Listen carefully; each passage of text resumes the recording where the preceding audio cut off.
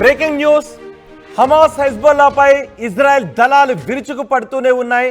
Israel పైచేయి సాధిస్తూ వస్తుంది. కేవలం నెల రోజుల్లోనే హిజ్బుల్లా నాయకత్వాన్ని దాదాపు తుడిచిపెట్టేసింది. హిజ్బుల్లా నాయకత్వాన్ని తుడిచిపెట్టేయడంతో ఇప్పుడు హిజ్బుల్లా అంతా కూడా అయోమయ పరిస్థితుల్లో నాయకులు ఉన్నారు. హిజ్బుల్లాకు చెందిన మిగిలిన నాయకుల హతం చేయడానికి ఇజ్రాయెల్ ఇంకా దూకుడుగా ముందుకు వెళ్తోంది. హమాస్ హిజ్బుల్లాపై ఇజ్రాయెల్ దళాలు విరుచుకుపడుతున్నాయి.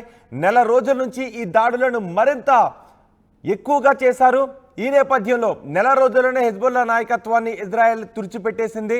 ఇజ్రాయెల్ వైమానిక దాడిలో Hezbollah secretary general Hassan Nasrallah హతమయ్యాడు అని ఇటు ఇజ్రాయెల్ దళాలు ప్రకటించాయి.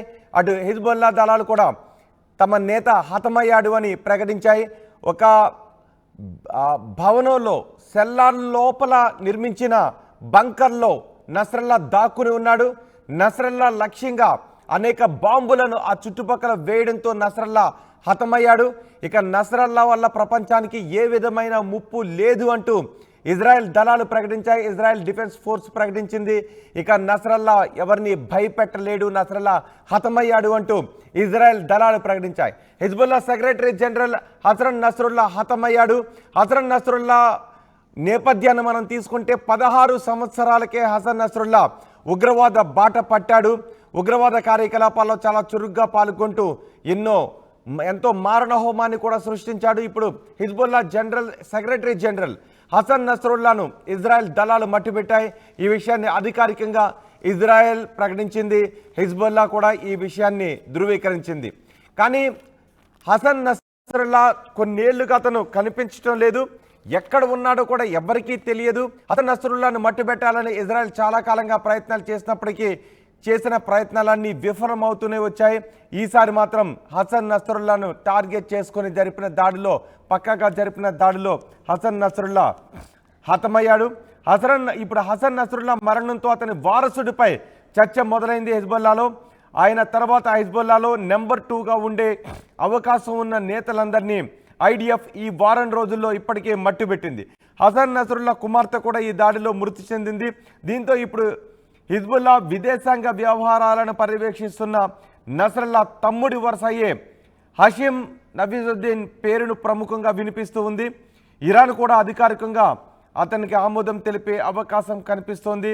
హషీం నఫీజుద్దీన్ పేరు ఇప్పుడు ప్రముఖంగా వినిపిస్తున్న నేపథ్యంలో ఇరాన్ కూడా అతన్ని నాయకుడిగా నియమించడానికి ఆమోదం తెలిపే అవకాశం కనిపిస్తూ ఉంది.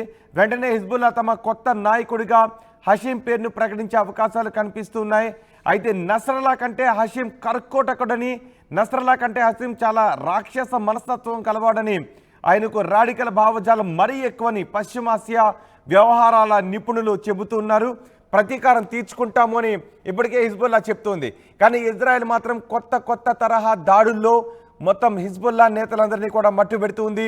ఒక్క నెల రోజుల్లోనే హిజ్బుల్లాకు చెందిన అగ్ర నాయకత్వం అంతా కూడా మట్టు పెట్టగలిగింది. ఇప్పుడు నాయకత్వం లేని హిజ్బుల్లా కనిపిస్తూ ఉంది.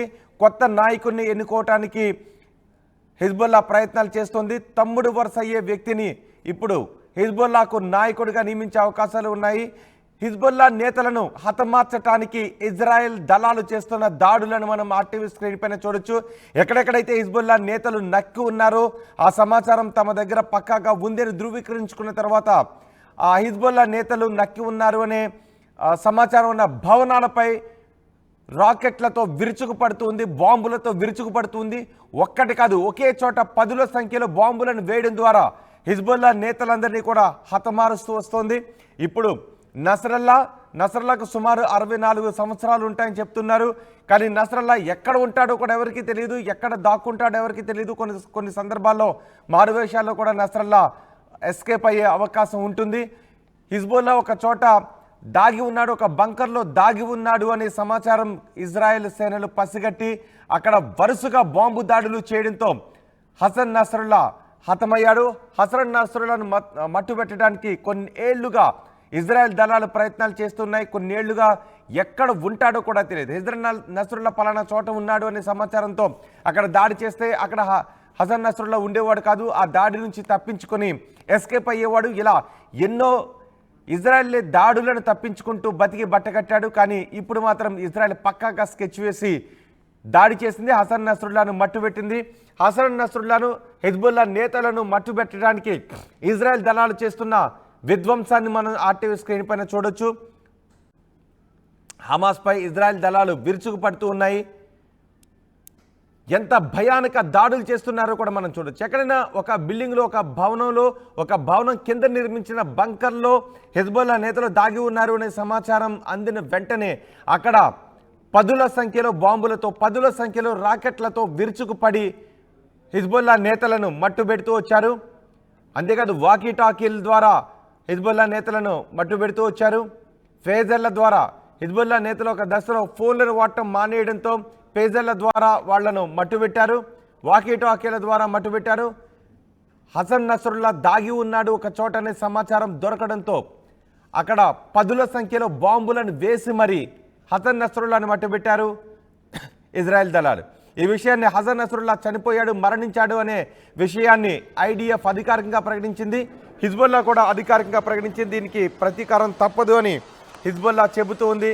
లెబనాన్పై ఇజ్రాయెల్ జరిపిన దాడుల్లో హిజ్బుల్లా అధినేత షేక్ హసన్ నస్రుల్లా మృతి చెందాడు. ఇప్పుడు కొత్త నేతను ఎన్నుకునే ప్రక్రియలో హిజ్బుల్లా నేతలు ఉన్నారు.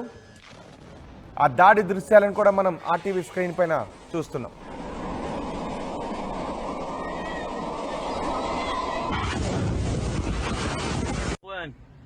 هياها قدامي هياها هياها صاب المخيمات هون على هيدا على العاملين مخيم البرج هياها